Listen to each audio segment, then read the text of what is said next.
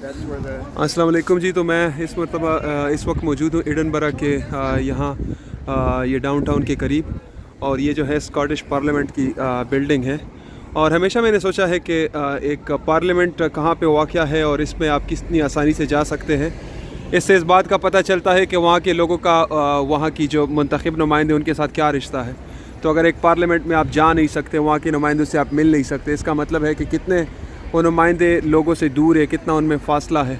लेकिन एक parliament building में आप आराम से वॉक करके आप अंदर जा सकें। Let's go Michael, let's try to see if we can go in.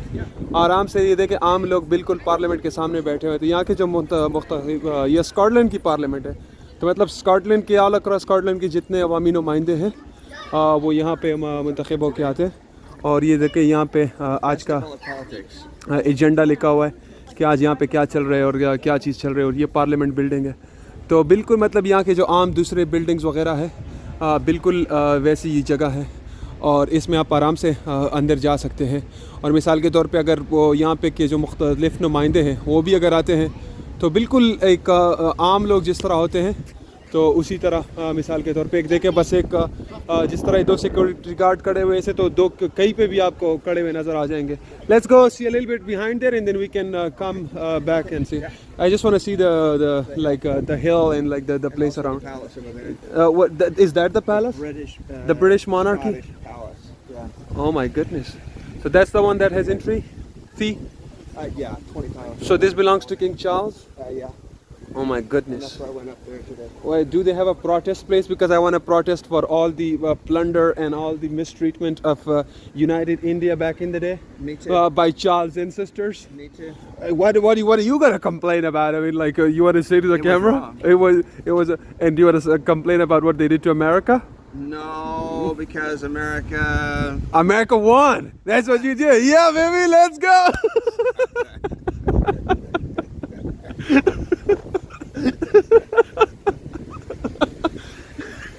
There's the difference, yeah. For instance, so okay, we are talking about the British plunder of India. So the only thing, so everything I think like they could conceivably take. Let's say like the jewels, right? The gold, the convertible currency, right? All the stuff that they could potentially take. And as I mentioned, I'm reading this book Anarchy, which it greatly details all that stuff. Are there still minerals though?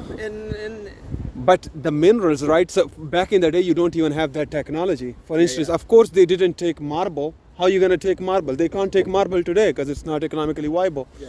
But gold, already mined gold, like the very fancy carpets, paintings, every sort of thing that would Billions of dollars, right? Exactly. Yeah. And by some estimates, they looted the stuff. The economic value of all that stuff today is like $45 trillion. Wow. Yeah, and not only that, like when you see, for instance, like when they came, Bengal was the richest province in India, and that was where the British began in the very beginning, and so one of the areas that they subjugated the very first. So they had the most time to be there. Mm-hmm. When they left, right around the Second World War, you had the Bengal famine. Mm-hmm. It was one of the poorest regions, not only in India, but in the whole wide world.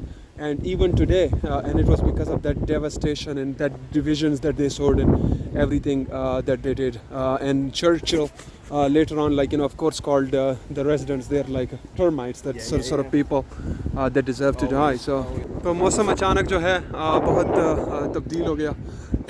So yeah, we were talking about the British, and so again, there's great detail in various historical annals about this.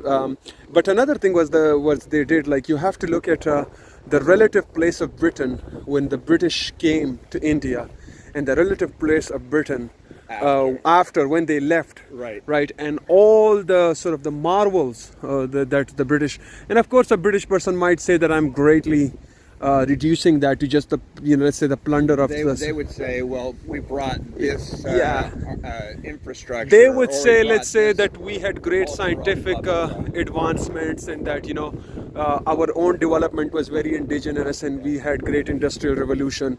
But when you look at, for instance, one of the industries, the textile industry, and when they came to India had a very thriving local textile industry. But and initially the British set shop in India, purchasing cotton there and producing stuff there. But then the industry would have been there, and later on they just would take all the cotton from India and would bring it to the mills. Right. Yeah, Just the raw yeah. resources. And those sort of things, when one industry in Britain would kick off, it would subsidize another. Yeah. So it set off an industrial cycle in Britain that could subsidize the education, that could subsidize further industrial development. And of course, in India, it led to degradation. Yeah. So when they came, India was like some 25% of the global GDP. And when they left, it was less than 2.5% or something, while the population was like some overwhelming percent of the world population. Yeah. Right? And not only that, but of course, Indians paid hugely for the British First World War, Second World War, where huge many Indian soldiers against their will sometime, right? And made promises that weren't kept. And all the divisions that the British sowed in India were on top of that, right? So I'm a little bit happy to be in Scotland because these people have a history of fighting with Britain. They did, yeah. So we shared that DNA a little bit. They're tough. Yeah, but even today, you see that the UK flag there, right there, right? So here we are. Okay, so let's see.